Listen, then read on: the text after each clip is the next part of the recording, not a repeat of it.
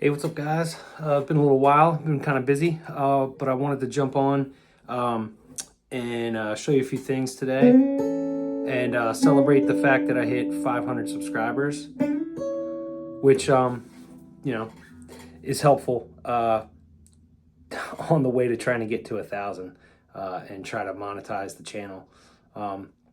Just seems like why not? Why wouldn't I try to have one more iron in the fire?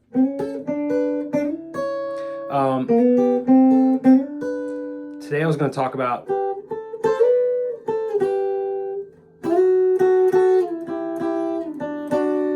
some of these things. What are they?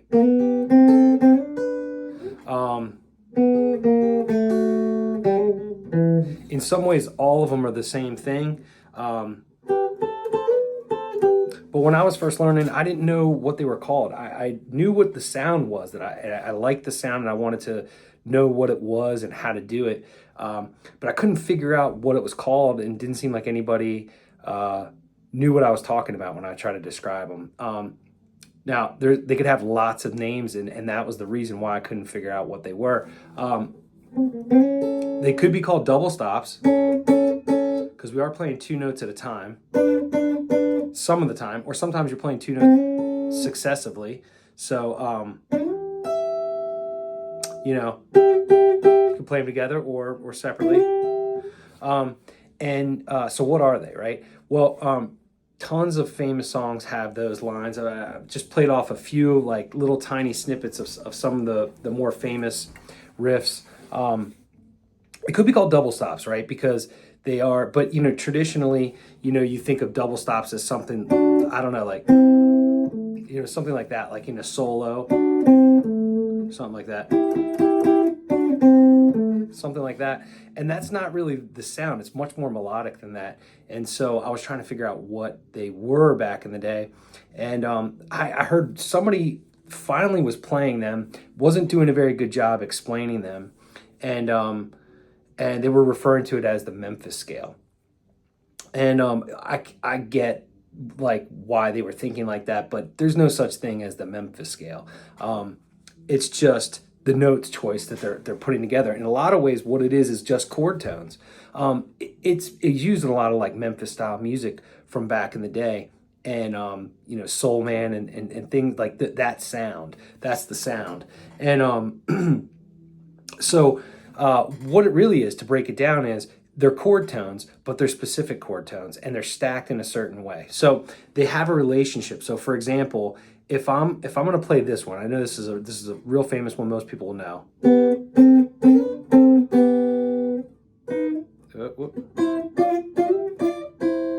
Now I know it's normally played just on two adjacent strings. At least that's how the record is, right? But I see a lot of people play it out like that. It's easier to play, frankly, especially if you're playing on an acoustic guitar, because normally you don't have this cutaway area, and you'd have to continue on up.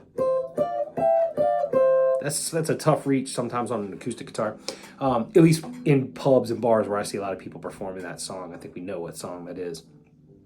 I'm being careful because I already had to take one video down because I played the melody of a song, but I'm not really sure how you can teach songs and not play them. It just seems kind of unfair. Anyhow, that's my rant. But so let me go back and show you what I'm talking about here. I'm playing two notes together. I'm playing E on the 3rd fret of the high E, and I'm playing G on the 4th fret. I'm sorry. Let me say that again. I'm playing a G note on the high E at the 3rd fret. Okay, that's a G note. And then I'm playing a B note on the G string at the 4th fret, right? Now, if I played this full chord, you might know that that's a G chord. Maybe you do, maybe you don't. Sort of looks like what we use for F, or really it comes from the E shape, right? Right, and then we make it F, G. And so one thing that you could say I'm doing is I'm playing two notes that come out of this G triad or this G chord, okay? And so I'm outlining the chord.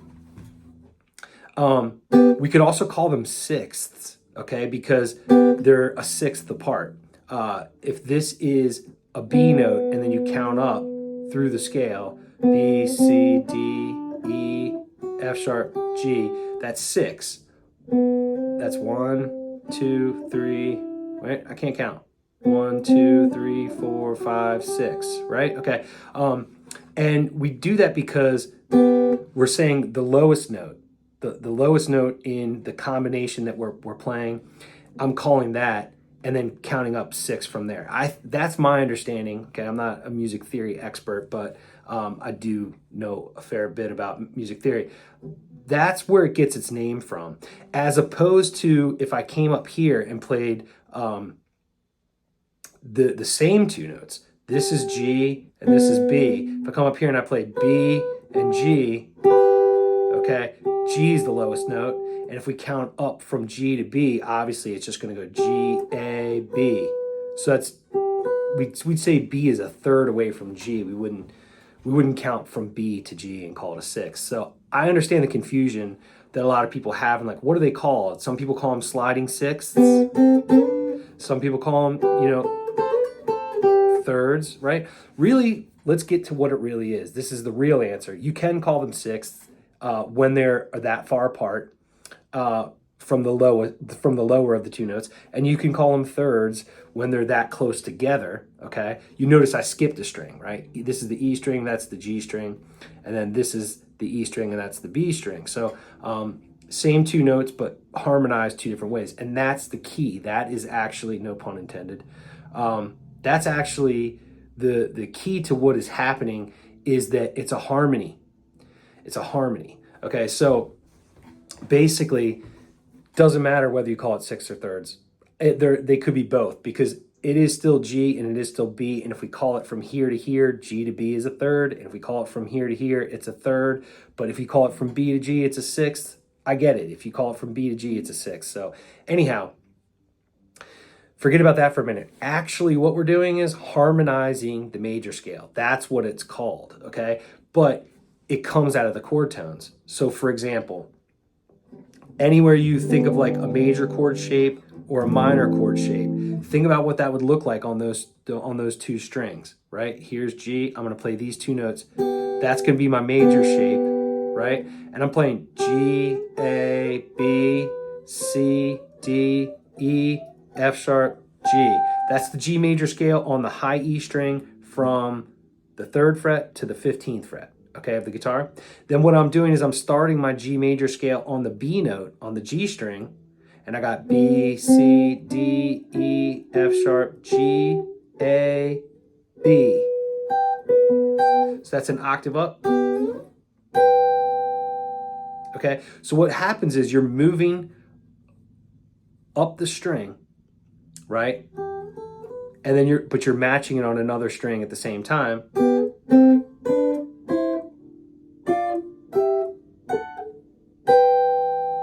Right? And I think I missed one there. I played it wrong.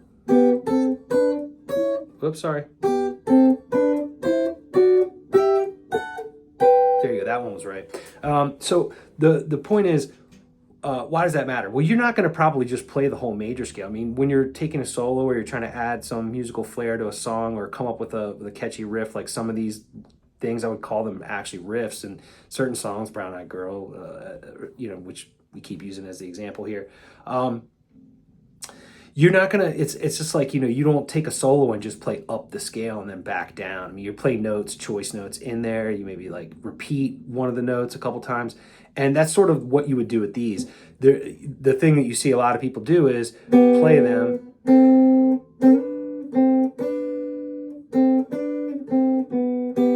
Even if they're doing like a different melody. Real quick, let me address what I'm doing in the right hand. So, of course, you can play with your thumb and your middle finger, or pinch them together. I'm using a pick. So my pick is playing the G string, and my middle finger is just going up on the high E string. That's called hybrid picking, if you don't know. Okay. But there's lots of ways to use these, right? So, like I was saying, let me show you the full G major scale harmonized, okay? You can call them sliding sixths. You can call them, harmonizing the major scale. You can call them double stops. They're all the above, really, okay? But I'm playing through the major scale. So it's 3 and 4th, the major shape. that's sort of outlining an A minor chord. See, I'm going through the chords of the key. G major, A minor, B minor, C, D, right? Okay, you got E minor. Anyways, the point is G, A minor. And when you want to do that move, right, your middle finger is always going to stay on the G string, and then you're going to alternate between your index being on the high E, and then when you slide up, your ring finger goes to high E, and that's how you're going to do that shape. So it goes like major, minor, minor. I just outlined G, A minor, B minor. Then we switch back to major. That'd be C major, D major here at the 10th and 11th, E minor. This is really outlining F sharp diminished, but you know, whatever. And then G. So you can also do this on, you know, the B string and the D string. Different notes, of course.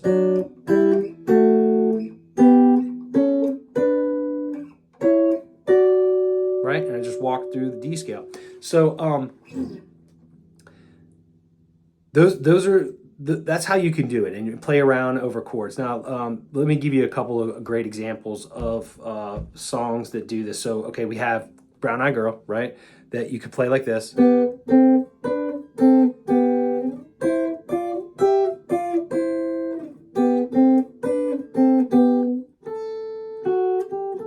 Okay, that's that whole thing. Or we could do it in thirds. Now, thirds look slightly different, our shapes. That's going to be like your major shape, right? And then your minor shape's going to be 2 frets apart. Okay, so I got, in this case, like back in this case, I was saying keep your middle finger on the G string for all the shapes. When you're playing thirds like this, you want to keep your index finger always on the E string, and you're going to alternate on the B string between your middle finger and your ring finger. So you're either 1 fret apart for a major shape or 2 frets apart for a minor. Right?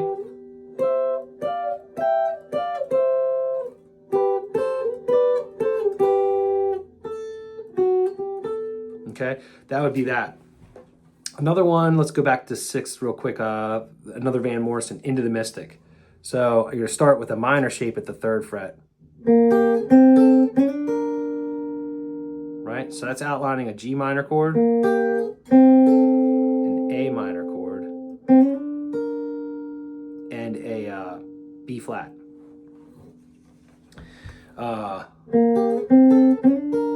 Okay, and let's see here. Okay, Margaritaville, that's another one with thirds. So if we start here at 5 and 7, so that's like, right, so I'm starting at 5 and 7, sliding back to 3 and 5 with that minor shape.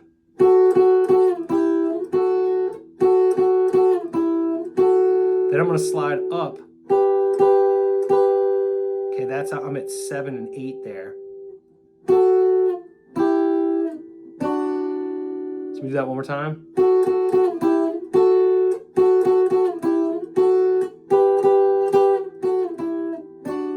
And that last one's outlining a D chord, right? They're really fun to play. Okay, let's see. So there's a couple examples of 6th and 3rds. Let's look at one other thing. So they can also sound kind of country or kind of blues, and that's really fun if you don't skip a fret. So like, let's say,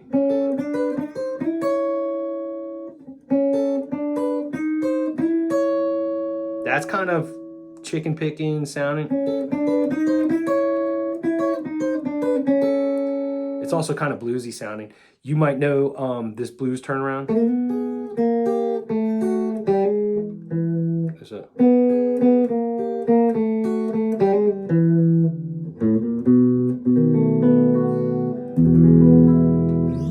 Okay, let's see, what else? Oh, I can think of Tennessee Whiskey, the guitar solo. It does okay,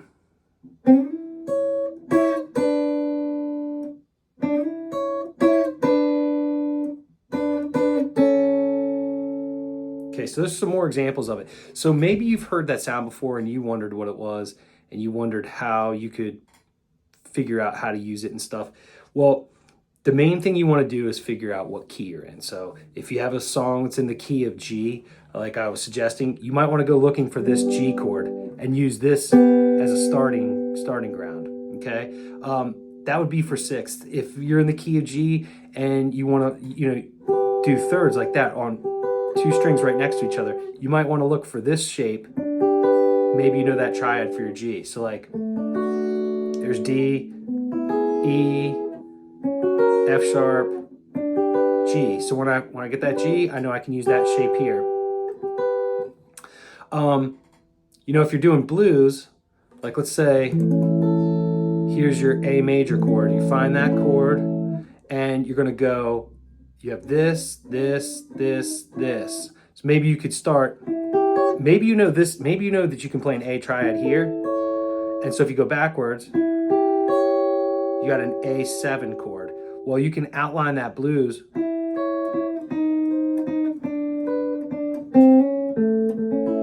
And look, I still ended up with that chord shape that we were talking about.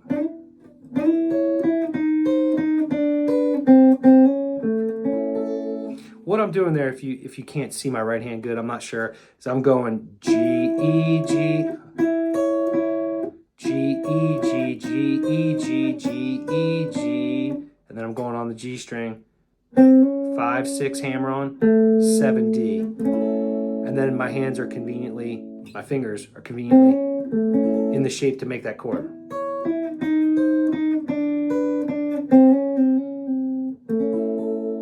All right, guys, if you made it to this far in the video, I really appreciate you. I will do my best to start trying to post some more. I really appreciate all of you that watch the videos, and especially those of you that subscribe and return and keep watching the videos. Thanks for helping me get over 500. Here's to hopefully shortly getting over 1,000. But what I really got to figure out how to do is get the watch hours up, because otherwise I'll never be monetized, even if I got 10,000 subscribers. Anyhow, guys, thanks a lot. I appreciate it. I teach guitar lessons for a living, as well as playing, pub gigs and things like that. I do have an original music project called No Hotel, and I'll put links to all that stuff down in the comments. And I really appreciate it if you've watched this far and you're not subscribed, consider subscribing, especially if you find videos like this helpful or you want to see more like them. Yeah, man. Okay, it costs nothing to be kind. I guess that's going to be the thing I say all the time at the end. I'm still trying to figure out it. Yeah, I'm still trying to figure out who I am, man. All right, guys. Have a good day. I'll see you around.